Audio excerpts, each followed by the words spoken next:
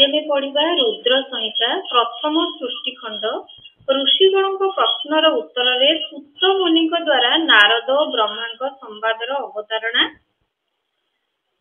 नारद मोह प्रसंग काम विजय गर्भरे उन्मद नारद शिव ब्रह्मा विष्णु निकट को जाई स्वमुखरे निज तपस्यार प्रभाव जणाइबा प्रसंग। आमे रुद्र संहितार प्रथम खंड आज आरंभ करबा। विश्व भवस्थिति लया दिशु हेतु मेकम गौरीपति दिदित तत्व मनंत कीर्तम मायाश्रयम विगत मायम चिंत्य रूपम बोध स्वरूपम मलम ही शिवम नमामि। जो भगवान शिव विश्वर सृष्टि स्थिति और लयर एकमात्र कारण जे गिरिराज कुमारी उमांकर स्वामी और तत्वज्ञ जहांकर कीर्ति अनंत जे मायार आश्रय होई मध्य ताठारु अत्यंत दूर तथा जहांकर स्वरूप अचिंत्य सेही विमल बोध स्वरूप भगवान शिव को प्रणाम करुछि।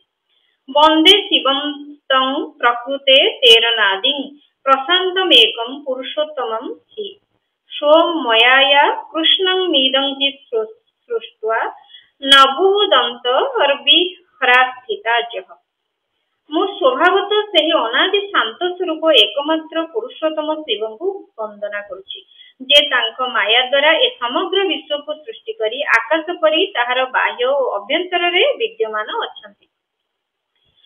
वंदेन सरस्थं निज गुढ़ रूपम शिवं स्वस्थ सृष्टमिदं बोचदिचष्टे जगन्ते नित्यं परितो भ्रमन्ति जस्नान्निधौ चुंबक लहोवतम। चुंबक द्वारा आकृष्ट हुई लौह ताहार सानिध्य रहिला परी समग्र जगत सर्वदा जहांकर चतुर्दिगरे भ्रमण करुछि जे निजे ही एई प्रपंच जगत को रचना करिवार विधि जणाइथिले से समस्तक भितरे अंतर्यामी रूप रे विराजमान तथा जहांकर स्वरूप अत्यंत गूढ़ सेई भगवान शिव को मो सादर वंदना करछि। व्यासदेव कहउचंती जगतर पिता भगवान शिव जगत माता कल्याणमयी पार्वती तथा तांकर पुत्र श्री गणेश को नमस्कार करी मु एही पुराण वर्णना करुछि। एकदा नैमिषारण्य रे निवास करुवा सौनकादि ऋषिगण अत्यंत भक्ति भाव रे सूत मुनि को एही रूप रे प्रश्न कले। ऋषिगण कहिले हे महाभाग सूत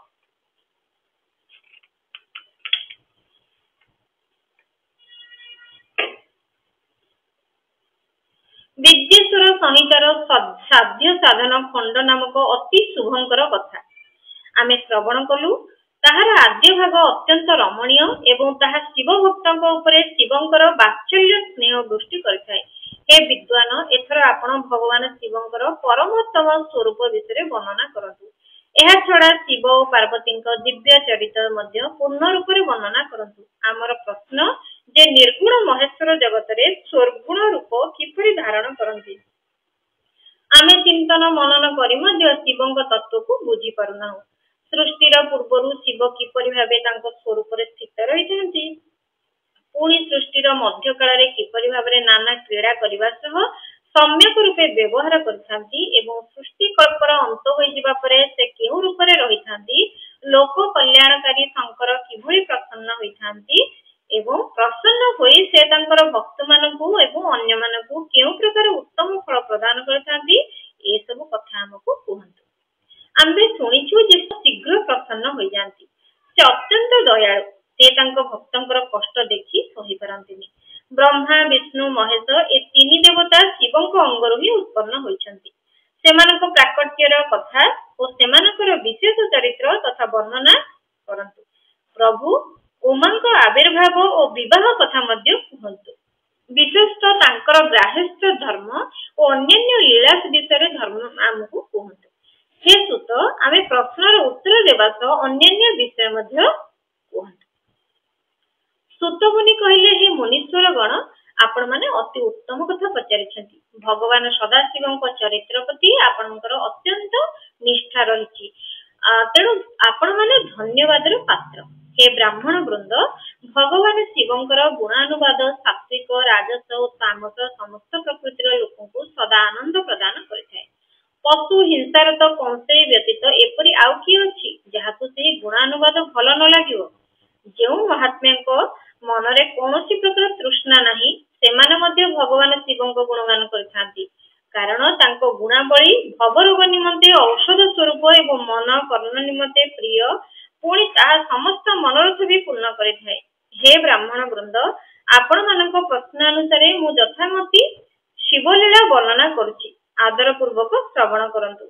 आपण मानक परि थरे देवर्षि नारद मध्य शिव रूपी भगवान विष्णु द्वारा प्रेरित होई तांको पितांको पचारिथिले। पुत्र नारदंक प्रश्न सुनी शिवभक्त ब्रह्मांक चित्त प्रसन्न होइगला। से सही मुनि शिरोमणि को हर्षित करबा निमंते प्रेमपूर्ण चित्तरे भगवान शिवंकर जशोगाथा गान करथिले।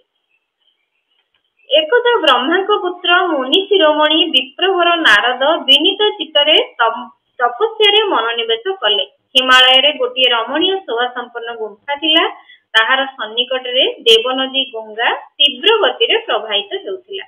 सेठारे नाना शोभारे सुशोभित गोटे दिव्य आश्रम थिला। दिव्यदर्शी नारद तपस्या करबा निमंते सेही आश्रम को गले। ये हेला हमर नारद केमिति तांकर से केमिति हमर धार्मिक स्थिति को आसीथिले से विषय आमे आज जानिबा। नारदंकर केमिति से नारद हेले से विषय आमे पढिछे। उक्त गुंफा को देखि प्रसन्न होई से सुदीर्घ काल पर्यंत सेठारे तपस्यारत रहिले। तांकर अंतःकरण शुद्ध होला। से अचल भावरे आसन बसी प्राणायाम पूर्वक मौन होई समाधिस्थ होई गले। ब्राह्मण वृंद, ताहा थिला अग्नि ब्रह्मास्मि, ताहा थिला अहं ब्रह्मास्मि, मु ब्रह्म। एही विज्ञान प्रकट हेबा भली समाधि मुनिवर नारद एपरि तपस्या करुथुबार जानी देवराज इंद्र भयभीत होई गले। से मानसिक संतापरे विह्वल होई उठिले। ए नारद मुनि मोर राज्य छड़ाई नेबे ना कोन? एई भयरे से तांको तपस्या रे विघ्न सृष्टि करिबाकू मनस्थ कले। से मने मने कामदेवଙ୍କୁ स्मरण कले। स्मरण मात्र के कामदेव सेठारे उपस्थित होई गले। एठी इंद्र देवଙ୍କର आपण जानिछथि, जदि आपण धार्मिक ग्रंथ किछि पढुचंती कि हमरो जेमति धार्मिक सीरियल सब देखुचंती, सेतरे आपण देखुथिबे इंद्रଙ୍କର बहुत निजर राज्य प्रति निजर बहुत भय थाए। अर्थात आपण तांकर इंद्र पद केमती चली जीव, जदि किए तपस्या कला तांको मन सब गोटे भय रहे जे काले मोर आसन किबा मोर पद किए नहीं जीव। सेति पई समस्त तपस्या करूछन्ती। एति पई तांको मन रे सब गोटे भय जात है। तेणु से जतले देखिले तो हमर नारद जतले तपस्या करूछन्ती, से भाबिले जे मोर राज्य से छड़ाई नेबे। तेणु से मन मन कोन कले तांको कामदेवଙ୍କୁ स्मरण कले जेमति तांको तपस्या रे विघ्न सृष्टि हो। महेंद्र तांको नारदंको तपस्या रे विघ्न सृष्टि करबाकू आदेश देले। आज्ञा पाइबा मात्रे कामदेव बसंत ऋतु को सांगरे नै बड़ गर्व सहकारे नारदंको तपस्थली को जाई आपना प्रचेष्टा आरंभ करदेले। से तांकर कला कौशल प्रयोग कले। बसंत मध्य मदमत्त होई तार प्रभाव प्रकट कला। हे मुनिवर, कामदेव और बसंत सेमानकर यथासाध्य शक्ति प्रयोग करबा सत्ते नारदंक चित्तरे टिके भी विकार सृष्टि होला नै। महादेवंक अनुग्रहरु से अविचलित होई रहिले एवं ए दुहिंकर गर्व खर्ब। हे ऋषिगण, एभଳି हेबारे जहा कारण थिला से विषय सुनंतु। महादेवंक कृपारु ही नारदंक उपरे कामदेवंकर कोनोसी प्रभाव पड़िला नै। पूर्वे सेही आश्रम रे कामनाशन महादेव उत्तम तपस्या करथिले एवं मुनि मानकर तपभंग करुतबा कामदेवଙ୍କୁ भस्म कर देइथिले। सेतेबेले रति देवी तांको स्वामी कामदेवଙ୍କୁ पुनः जीवित कर देबाकू देवगणଙ୍କୁ प्रार्थना करथिले।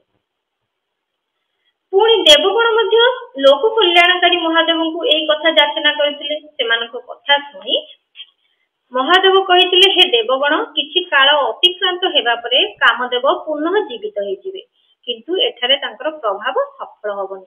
एठारे ठिया हेले चतुर्दिगरे जेते दूर पर्यंत स्थान दृष्टिगोचर हेउची से पर्यंत कामदेवंकर सर निरर्थक होइजिबो। एथिरे संशय नाही। भगवान शिवंकर एही वाक्य हेतु नारदंक प्रति प्रयुक्त कामदेवंकर समस्त उपाय विफल होई गला। से बसंत सहित इंद्रंक निकट को फेरी जाई निजर समस्त प्रचेष्टा एवं नारदंकर प्रभाव कथा सुनाइले एवं इंद्रंक आज्ञा पाई निज स्थान को लेउटी गले। देवराज इंद्र आश्चर्य चकित होई गले। से नारदंकर भूरी भूरी प्रशंसा कले। मात्र शिव माया मोहित होइतिबारु से मध्य पूर्व वृत्तांत को स्मरण करि परले नै। वास्तव में शंभुक माया को जानी पारिबा जगतर सबु प्राणी पक्षे सहज कथा न। केवल शिव चरण रे निजको समर्पित करितबा भक्तंक छडा जगत रे समस्त प्राणी तांको माया रे मोहित होइथांती। महादेव कृपारू नारद सेठारे दीर्घ काल पर्यंत तपस्या मग्न रहिले। तांकर तपस्या पूर्ण हेबा मात्रे से सेठारे चली आसिले। मात्र कामदेव उपरे मु विजय हेली एभली भाबी मुनीश्वर मनरे वृथा गर्व उदित होइला। शिव माया मोहित होई से यथार्थ रहस्य को जानी पारले नहीं। से बुझी पारले नहीं जे शिवों प्रभाव ही कामदेवंकर पराजयर कारण। सेही माया मोहित होई मुनि शिरोमणि नारद अविलंबे निजर काम विजय वृत्तांत शुणाइबाकू कैलाश पर्वत रे पहुंची गले। सेतेबेले से विजय मदरे उन्मत्त थिले। सेठारे पहुंची से रुद्रदेव को नमस्कार कले एवं गर्व सहकारे निजर महात्मा को निज प्रभाव बल ही से कामदेव ऊपर विजय करिसंती बोली भाबी ए सब जिनस प्रतिपादन कले।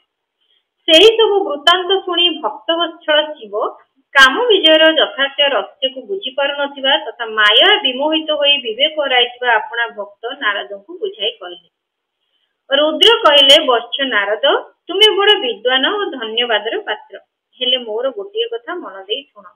एणिकी ए कथा केउटी काहाकू भी कहब नाही, विशेष करी भगवान विष्णु आगे कदापि चर्चा करब नहीं। तुमे मो आगे जो वृत्तांत शुणाइल केही पचारिले मध्य ताकू ए कथा कहब नहीं। ए सब रिद्धि सिद्धि कथा गुप्त रखा जाए, एहाकू केउठी प्रकट करबा अनुचित। तुमे मोर अत्यंत प्रिय, पुणी तुमे भगवान विष्णुंकर भक्त एवं तांको भक्त होई मध्य मोर अनुगामी। तेणु तुमको मो जोर देई ए शिक्षा देउछि एवं आउ केउठी प्रकाश न करिबाकू आदेश देउछि। एही रूपे बहुत बुझाई संसार को सृजनकारी भगवान रुद्र मुनिवर नारद को एही प्रसंग गुप्त रखिबाकू शिक्षा देले। मात्र नारद तो शिव माया मोहित थिले, तेणु से मने मने सेही शिक्षा को निज पाई हितकर मणिले नाही। तापरे मुनि शिरोमणि नारद ब्रह्मलोक को गले। सेठारे ब्रह्मा को प्रणाम करी कहले, पितृदेव, मु मो तपोबल कामदेव को जिणीगली। नारद कथा शुणी ब्रह्मा शिव चरणाबिंद को चिंतन कले और समस्त कारण जानी सारी अपना पुत्र को ये सब कथा अन्यत्र प्रकाश करने को मना कले। किंतु नारद शिव माया मोहित थिबारु तांको चित्तरे काम विजयर मद अंकुरित हो जाइतिला एवं तांको बुद्धि भ्रष्ट हो जाइतिला। सेथिपाई से सेही वृत्तांत भगवान विष्णु को सम्मुखरे कहिबारु सेठारे खूब शीघ्र विष्णु लोक अभिमुखे यात्रा कले। नारद को आसुथिबा देखि भगवान विष्णु अति शीघ्र आदर रे उठी आसी तांको आलिंगन कले एवं आसन रे बसाइले। जदिओ नारदଙ୍କ आगमनर वृत्तांत तांको पूर्वरु जणाथिला, तथापि श्रीहरि महादेवଙ୍କର चरणार बिंदु को चिंतन करी पचारले। भगवान विष्णु कहले, हे वत्स, एबे केउठु आसुछ? केउ अभिप्राय रे एठाकू आगमन हैला? हे मुनिवर, तुमे धन्य, तुमर शुभ आगमन रे मो पवित्र होई गली। भगवान विष्णु को वाक्य सुनी गर्व रे उन्मत्त नारद मुनि मद मोहित होई निजर समस्त वृत्तांत अति अभिमान सह वर्णना करिगले। एठी देखंतु केमिति नारद बेळकु बेळ गर्व करि आछंती जे मते भगवान महादेव भी मते ये सब कथा कहले, ब्रह्मा मध्य मते आशीर्वाद देले, महादेव आशीर्वाद देले, ता सहित विष्णुंकर मध्य मते आशीर्वाद मिलुछि। तेणु तांको मन रे बहुत गर्व होइगला। नारद मुनिकर अहंकार युक्त वाक्य सुनी भगवान विष्णु तांकर काम विजयर यथार्थ कारण को पूर्ण रूप से जानिले। एपर भगवान विष्णु कहले, मुनि श्रेष्ठ, तुमे धन्य, तुमे तो तपस्यार भंडार, तुमर हृदय मध्य अति उदार। हे मुनि, जहा हृदय भक्ति ज्ञान वैराग न थाए ता मन रे समस्त दुखर कारण हेउथबा काम मोह आदि विकार खूब शीघ्र उत्पन्न हो जाती। तुमे तो नैष्ठिक ब्रह्मचारी और ज्ञान वैराग्य संपन्न, पुणी तुमठारे काम विकार अबा केमिति आसीबो? तुमे तो जन्मरु ही निर्विकार एवं तुमर बुद्धि शुद्ध। एक कथा कही श्री नारद को विष्णु एक कथा कही तांको मन किणिबाकू चेष्टा कले। श्री हरि मुखर ए सब कथा श्रवण करी नारद मुनि जोर रे हसी उठिले एवं मने मने भगवान को प्रणाम करी कहले। नारद कहले, स्वामी, मो उपरे जेणु आपनकर एते कृपा अछि सेठी विचरा कामदेव कोन को प्रभाव देखि परिबो? एभली कहिबा परे भगवानक चरण रे मस्तक अवनत करी स्वच्छंद विचरणकारी नारद मुनि सेठारु चली गले। ए होछि हमर अध्याय प्रथम रु द्वितीय खंड, प्रथम अध्याय द्वितीय अध्याय भितर प्रथम अध्याय पाठ हैला। आउ आसंता काली हमें द्वितीय अध्याय पाठ करिबा। तेणु आसंता काली देखा